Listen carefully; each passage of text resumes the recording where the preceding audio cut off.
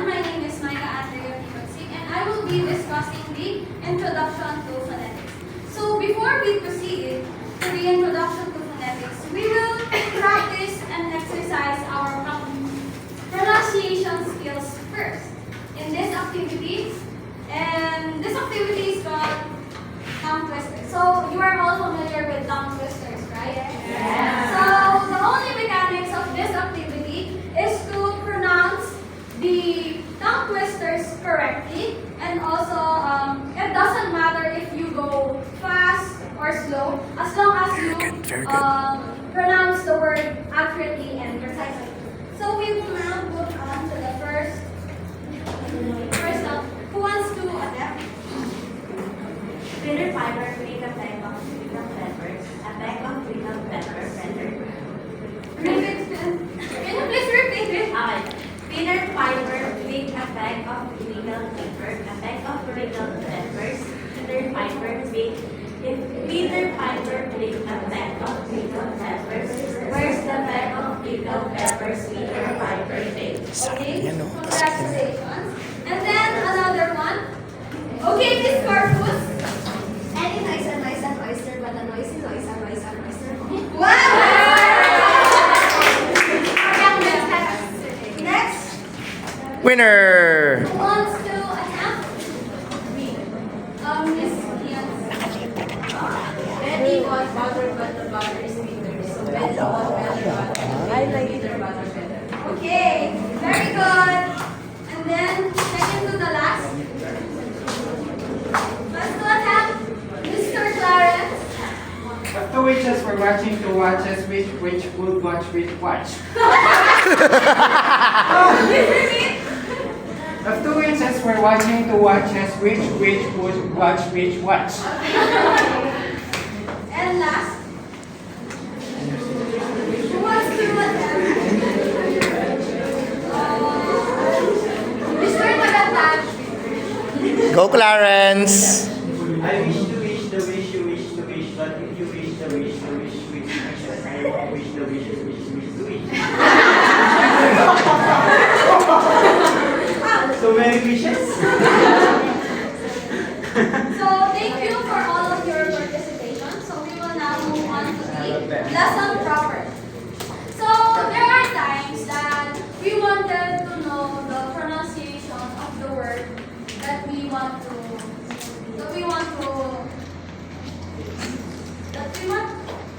especially in English. So we will either look for it in a library or in an online platform, and then we will find a certain word that we were looking for. But the question is how do we pronounce it? So what can we do? So we can use phonetics. Miss Evelyn, can you please? Phonetics. It is the branch of linguistics that focuses on the study of speech sounds, also known as phonemes. It is concerned with understanding the physical properties of speech sounds, how they are produced by the human vocal tract, how they are transmitted as sound waves, and how they are perceived by the human ear. So in simpler terms, phonetics is like the science of how we make sounds when we talk. It's all about the understanding these sounds and how our mouth, our tongue, and our voice work together to produce a sound. So this sound called phonemes. And then phonetics help us to figure out how they happen.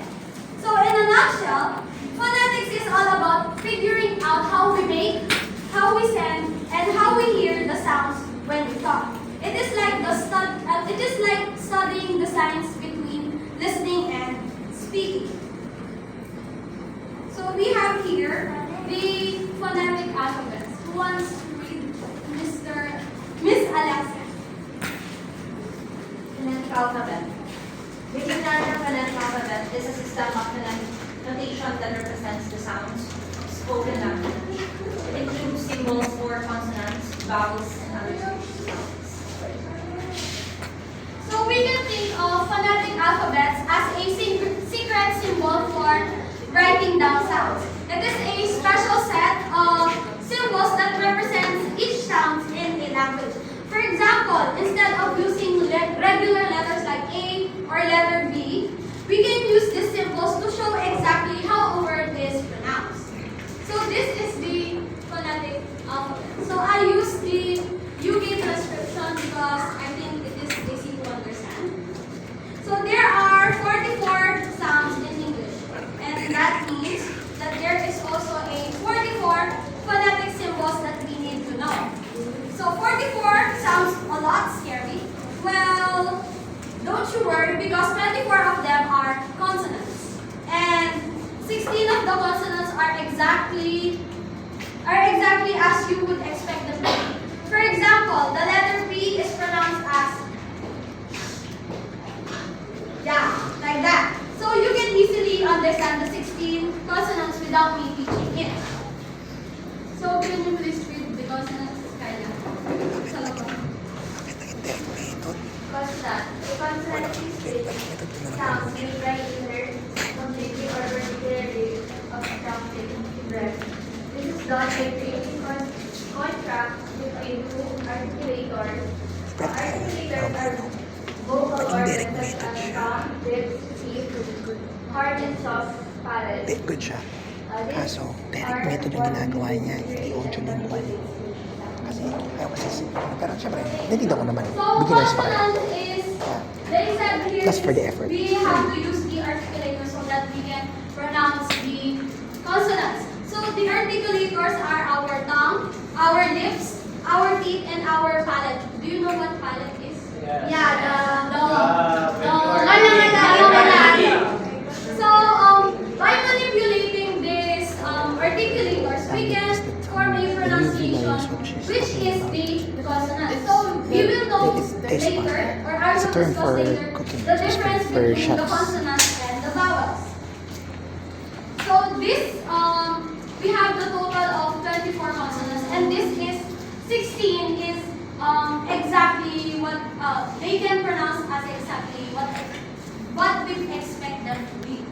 So, for example, like the P, we can produce the sound of P by protruding our lips like that, and then the B, B, and so on and so forth. So there are also confusing consonant sounds, and they are 8. For example, this one. This one looks like an S, right? It's like a long S, but this long S signify or it gives a hint that the sound it produces is like what you can encounter in the word shop, ship, and wash. So the second one, this one is like a number 3, right? But what do you think the sound it produces? The sound it produces is like we can take the sound of this one, the sh, and then with this sound you can add vibrations. So that's what you encountered in the word treasure, measure, pleasure. So I think we've tackled this on the subject of surgery. When the two vowels are in the middle of the letter S, it will sound like that, like the and then you add the vibration. It sounds like that. Next is this one. You know, who has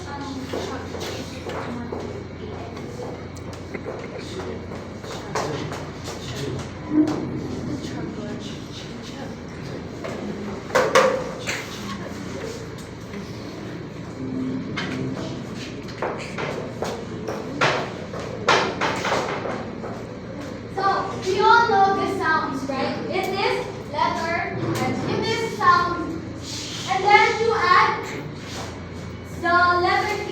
So it will sound like what you found in the word church. Yeah, like that. And then this one. This phonetic symbol. What is the word of this one? Is the right?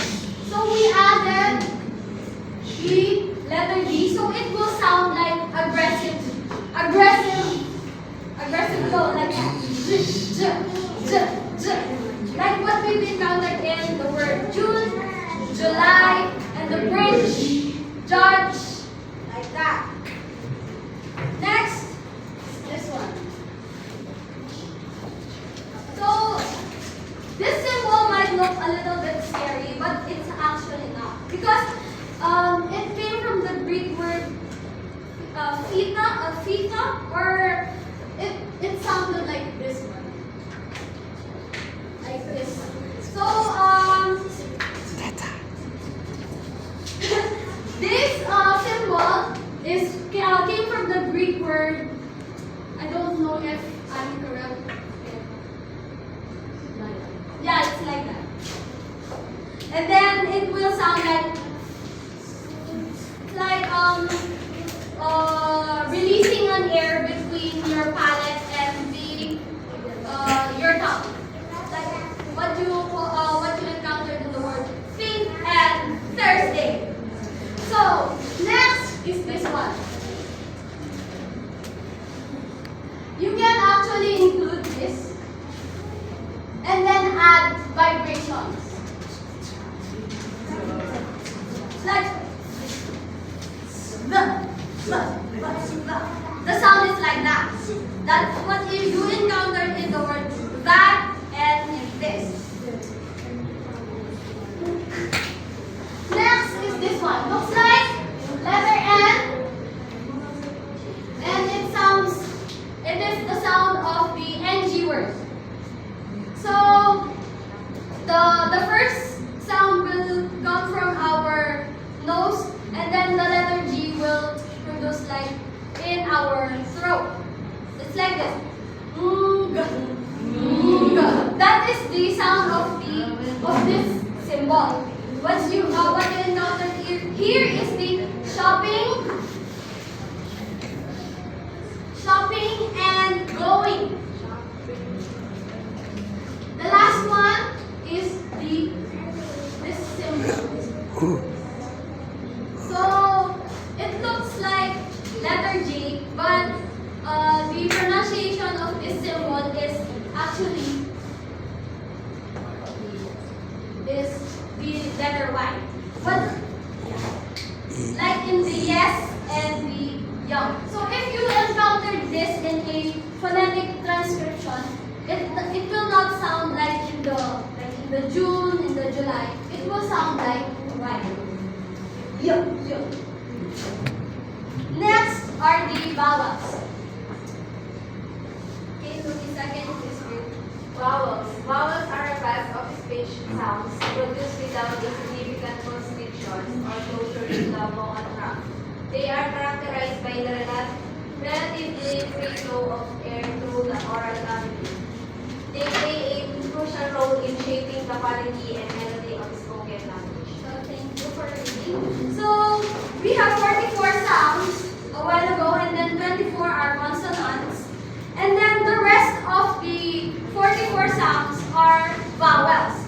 So we have 20 vowels in the phonetic alphabet.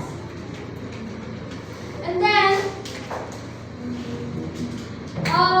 it says here that without a significant constriction or closure in the vocal tract. So when we pronounce the vowels, our mouth or our articulators is not closing, unlike when we pronounce the consonants like that. A, E, O. So as you can see, it does not close. It didn't close my articulators. Next, so there are 20 vowel sounds. Out of the 20 vowel sounds, there are 8 diphthongs. So I will discuss the diphthongs later.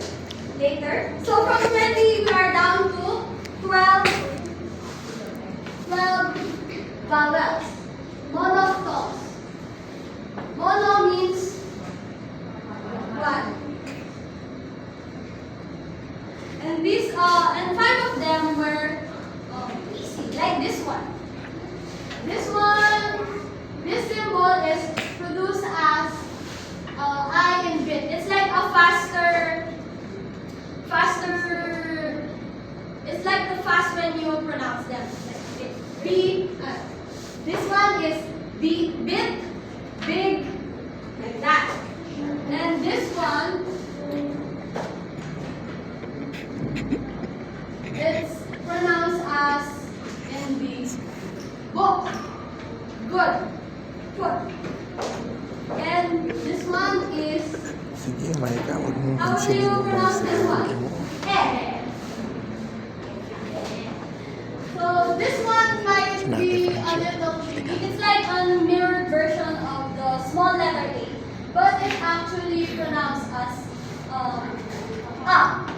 like in ha. And this one, very familiar, is the E. So it's like what we pronounce in the word apple. It's not apple, it's apple. Apple. Apple. Yeah. So this one, since I've used the UK transcription, you can encounter this. This is like the semicolon. It is a diacritic mark used to represent a long vowel sound or to indicate a particular vowel is pronounced for a longer duration than a regular short vowel. This notation is especially common in the International Phonetic Alphabet. So this one. We've encountered this a while ago, right? And it's pronounced as the fast E. It's like E. So if I added a semicolon right after the letter, it will pronounce long, like E. Yeah, it's E. And this one, if I add a semicolon in this one, it will pronounce as O. O. And then so on and so forth. So we're done with the 5. We're done with the 5 vowel sounds. We will now move on to the confusing vowel sounds. This one. We will start with this. So in the British English, they are not using this symbol because they aren't much they are not using the faster tone of this symbol. So they prefer this symbols like in the book, look, good, book. They don't really use that phonetic symbols like in the cup, much, but, love. So the difference between the two is this one is the fast when you pronounce them, and this is the longer one. Next is the most common phonetic symbol. This is what we encountered in every English word we're reading. So this is what you call the schwa. And how will you pronounce this schwa? What do you, Andrea, what do you, is the pronunciation of this word? Like this symbol. What do you think? So, ladies and gentlemen, she's perfectly demonstrating When you relax a direct method lips, and just your doing a good tongue, job. the back of your mouth, This teacher is going to be your and future. your throat, you will Guys, produce a little this bit will of help this you sound. understand You further will listen, everything I you teach. listen. It's like, Don't worry. it's like And that. in my class, I'm giving specific feedbacks about the students. This is their training ground. In the middle of the discussion, I give them a quiz about role playing, and where the students are, Okay, we my have students to are pronounce it all the listeners, together. and Micah volunteered herself to demonstrate this one. So if they go perform great, all of them will have the results of their quiz if they're going to be Okay, implemented. 1, 2, 3, go. Like that. That's the schwa. So we're encountering the word, the sound schwa schwa in better. After. Color. That's right. Yeah. This one. So you notice that it has a semicolon. So you will pronounce it long. So they call this the disgusting sound. So this disgusting sound is when you see When you see this, example, when you when see you her see in the one of the person schools in inside, Concepcion, you you are blessed can- because she has the you can potential produce to become a this great teacher. sound. It's like Shout out, Mike, for giving great efforts in this class. You're one of the talented students I've taught. perfect.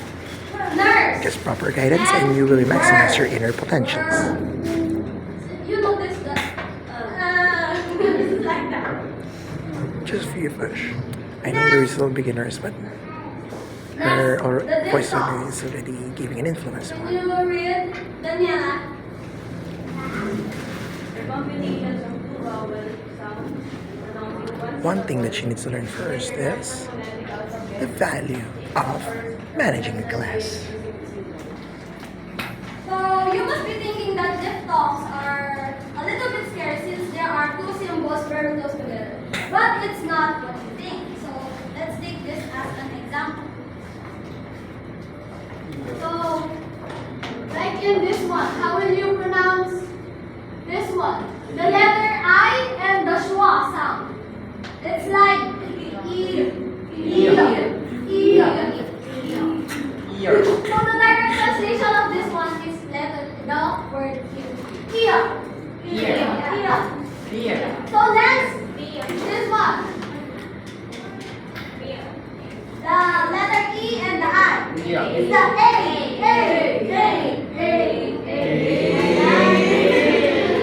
Yeah, it's like that. And then this one, Dami na niya. it is Oy. Oy. Oh. yeah.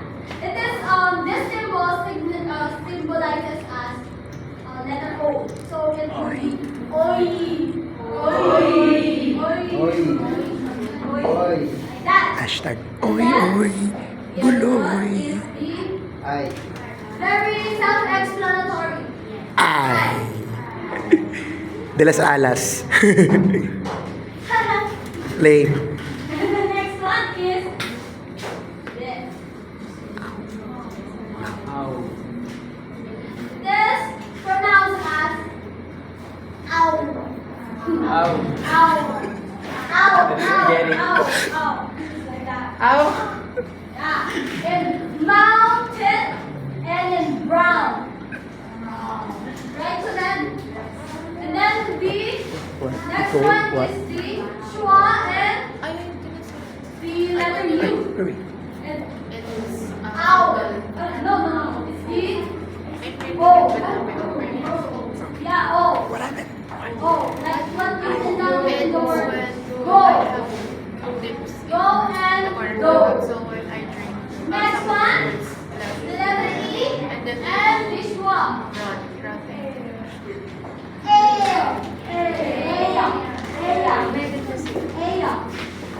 air, there, and hair. And then the last one, last diphthong is the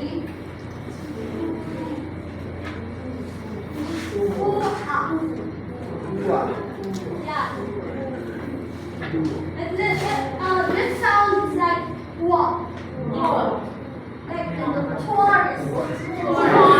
And what? Tourist. Poor. So, phonetic we will now move on to the phonetic transcription. So, Dan, can you please read? Phonetic transcription is a written representation of spoken language Indirect method. to depict the precise pronunciation of word or letter. So, this phonetic transcription can be found in the dictionary. So that if you can look into the word you're looking for, you can see a phonetic transcription. It's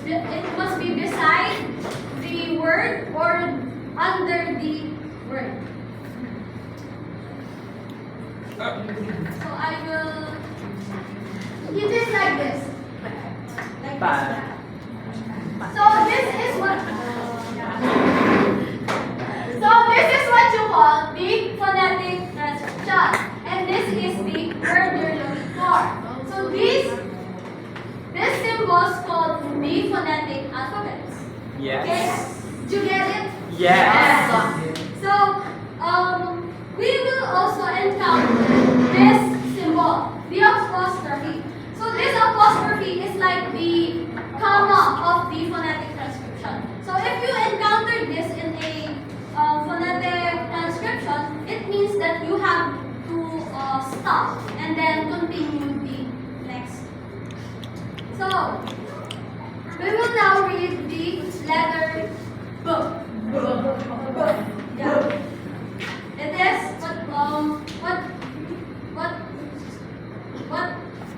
yeah. Read the pronunciation of Sorry, this. sorry guys. What? It's not bat, it's bat.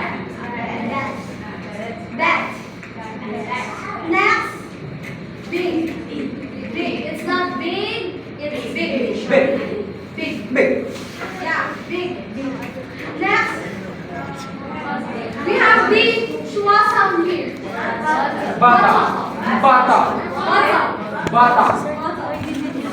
Next, Bad. Bad. It's not you're so bad. You're so bad. Next, so it has an apostrophe. Banana. No, it's not banana. It's not Banana. banana. Who Banana. wants to try? Me. Try. The game is on. Banana. Nicole. You can try. You can try. Take this one. Banana. No. This one, it has like a column. Okay, Andrea. No.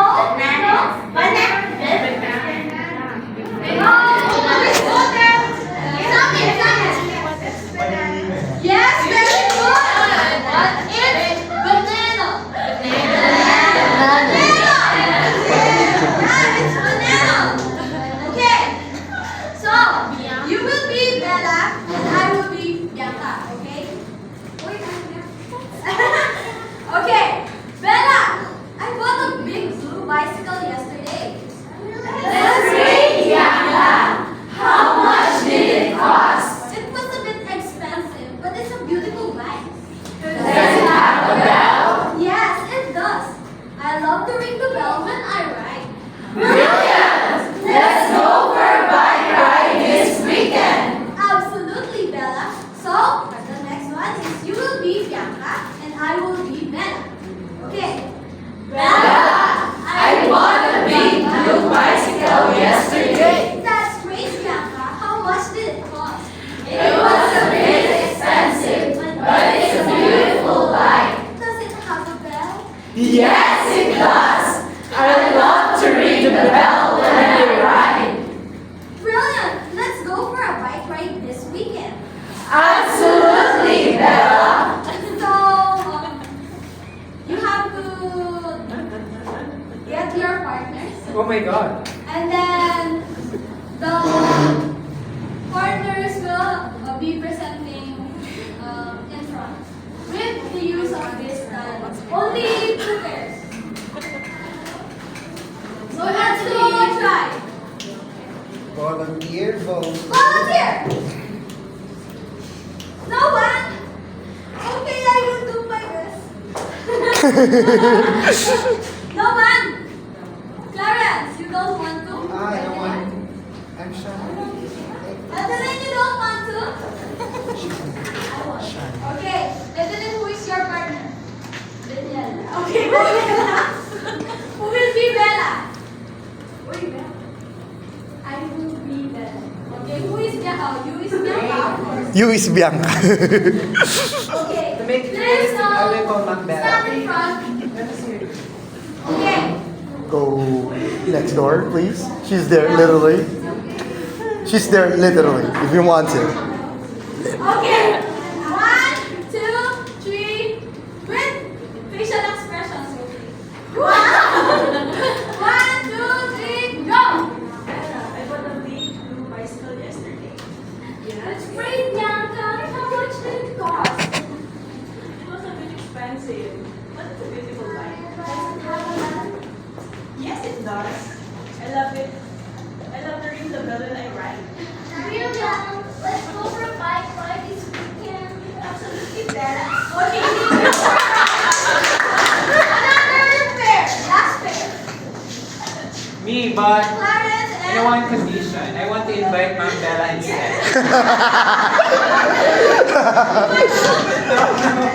She's next door, by the way, if you want to.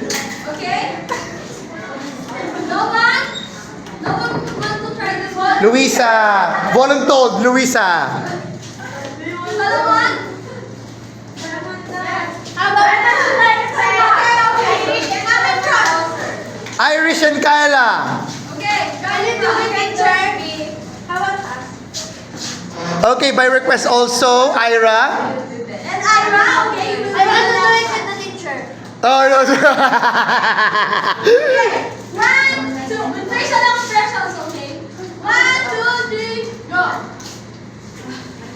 Bella, I rode a big blue bicycle yesterday. That's great, Bianca. How much did it cost? It was a bit expensive, but it's a beautiful bike. Does it have a bell? Yes, it does. I love to ring the bell when I ride. Brilliant! Let's go for a bike ride this weekend. Absolutely, Bella. Okay, thank you for your participation. Ira, you want to try?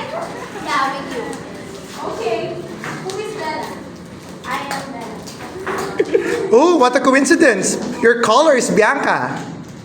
Yes, violet.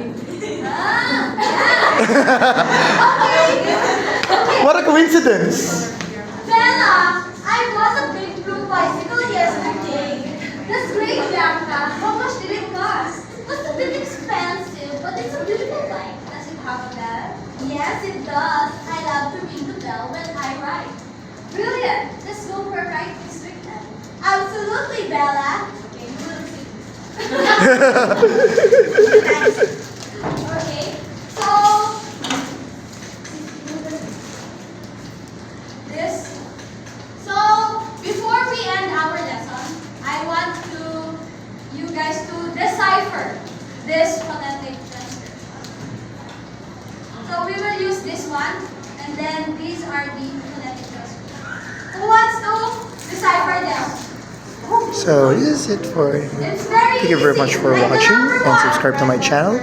And have a good day. This is Sir John Balong signing off.